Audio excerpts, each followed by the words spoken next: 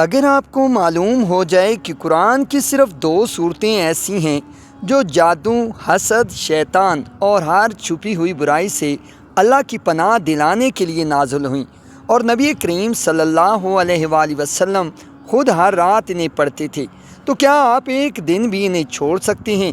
سورۃ الفلق اور سورۃ الناس صرف صورتیں نہیں، مومن کی روحانی ڈھال ہیں۔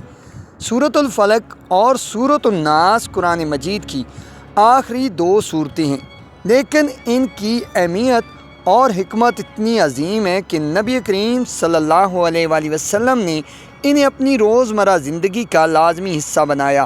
ان دونوں صورتوں کو معوذتین کہا جاتا ہے، یعنی وہ صورتیں جن کے ذریعے اللہ کی پناہ مانگی جاتی ہے۔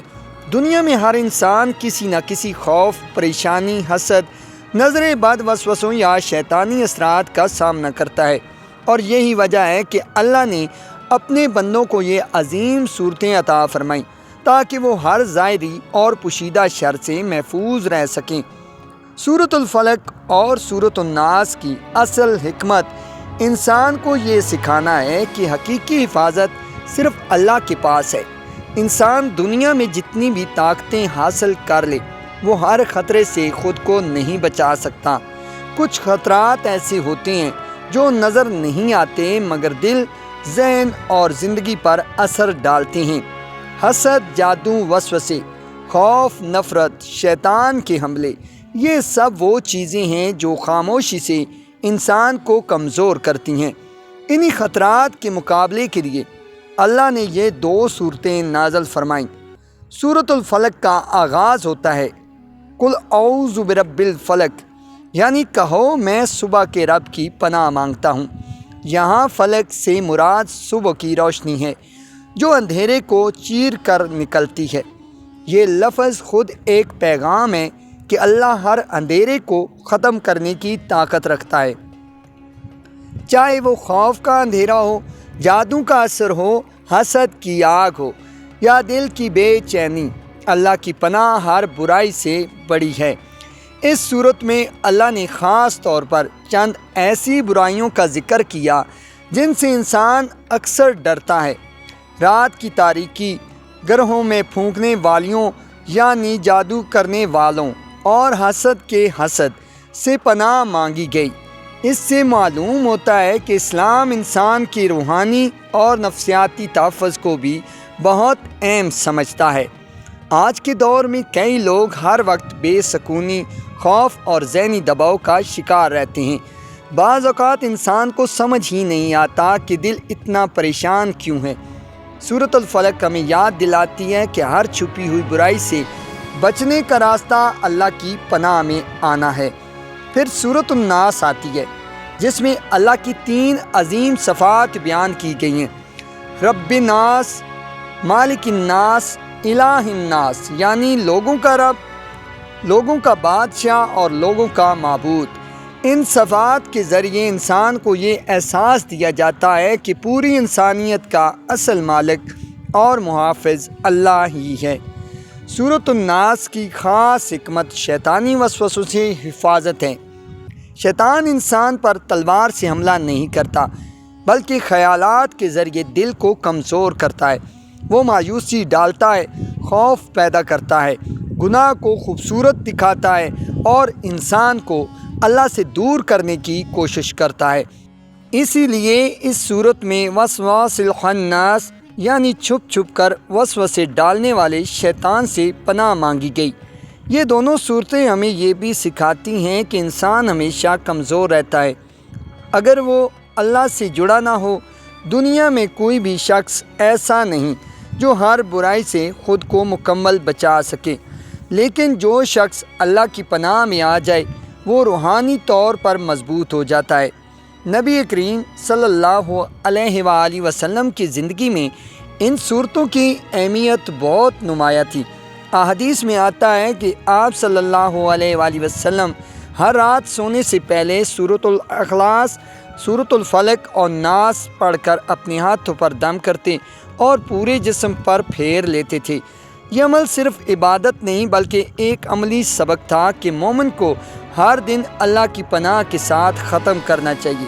ایک روایت میں آتا ہے کہ جب نبی کریم صلی اللہ علیہ وآلہ وسلم پر جادو کیا گیا تو اللہ نے یہی صورتیں نازل فرمائیں اور ان کے ذریعے اللہ نے شفا عطا فرمائی۔ اس واقعے سے معلوم ہوتا ہے کہ معذوتین صرف پڑھنے کی صورتیں نہیں بلکہ اللہ کی طرف سے شفا اور حفاظت کا عظیم ذریعہ ہے۔ سورۃ الفلق اور ناس کی اصل حکمت یہ ہے کہ انسان ہر حال میں اللہ کی طرف رجوع کرے۔ جب انسان خوف زدہ ہو، جب دل بے چین ہو، جب بچوں کے لیے فکر ہو، جب گھر میں سکون نہ ہو، جب وسوسے بڑھ جائیں تو وہ اللہ کی پناہ مانگے۔ یہ صورتیں صرف الفاظ نہیں بلکہ ایمان کی طاقت ہیں۔ جب انسان یقین کے ساتھ انہیں پڑھتا ہے تو اس کے دل میں سکون اترتا ہے۔ اسے محسوس ہوتا ہے کہ اب وہ اکیلا نہیں بلکہ اللہ کی حفاظت میں ہے۔ آج کے دور میں نظر بد اور حسد کا بھی بہت ذکر ہوتا ہے۔ اسلام ان چیزوں کی حقیقت کو تسلیم کرتا ہے۔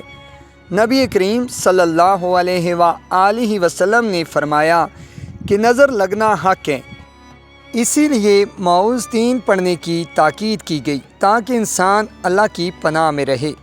ان صورتوں کی ایک اور حکمت یہ ہے کہ یہ انسان کو توحید کی طرف واپس لاتی ہے۔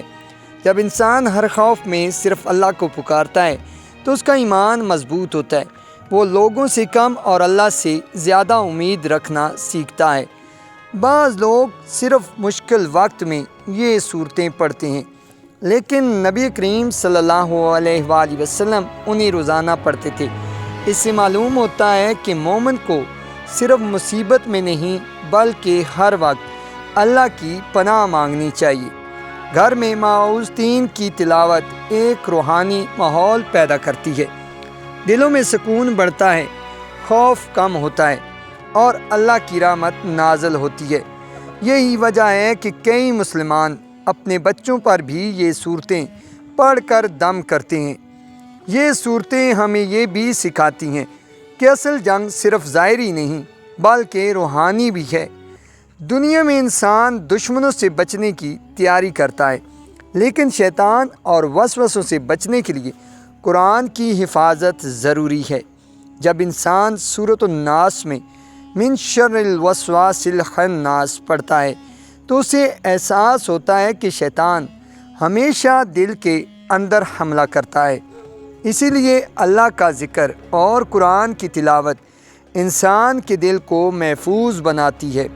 سورۃ الفلق اور سورۃ الناس کی سب سے بڑی خوبصورتی یہ ہے کہ یہ انسان کو امید دیتی ہے، چاہے کتنی بھی برائی کیوں نہ ہو، اللہ کی پناہ اس سے بڑی ہے، چاہے کتنی ہی تاریکی کیوں نہ ہو، اللہ کی روشنی اسے ختم کر سکتی ہے۔ یہ صورتیں ہمیں یہ بھی سکھاتی ہیں کہ خوف سے نکلنے کا راستہ اللہ کے قریب ہونا ہے۔ آج انسان ہر چیز سے ڈرتا ہے، بیماری، حسد، جادو، لوگوں کی نفرت، مستقبل، مگر قرآن کہتا ہے کہ اللہ کافی ہے۔ جو شخص روزانہ اخلاص کے ساتھ معوذتین پڑھتا ہے اس کے دل میں ایک روحانی طاقت پیدا ہوتی ہے، وہ ہر حال میں اللہ پر بھروسہ کرنا سیکھتا ہے۔ یہی بھروسہ انسان کو اندر سے مضبوط بناتا ہے۔ اسی لیے علماء کہتے ہیں کہ معوذتین مومن کی ڈھال ہے۔ جیسے سپاہی جنگ میں بغیر ڈھال کے کمزور ہوتا ہے، ویسے ہی انسان اللہ کی پناہ کے بغیر روحانی طور پر کمزور ہو جاتا ہے۔ اگر آپ چاہتے ہیں کہ شیطان کے وسوسے، حسد کی آگ، جادو کے اثرات اور ہر چھپی ہوئی برائی سے اللہ خود آپ کی حفاظت کرے تو آج سے سونے سے پہلے سورۃ الفلق اور سورۃ الناس پڑھنا کبھی نہ چھوڑیں، کیونکہ جو اللہ کی پناہ میں آ جائے اسے دنیا کی کوئی تاریکی نقصان نہیں پہنچا سکتی۔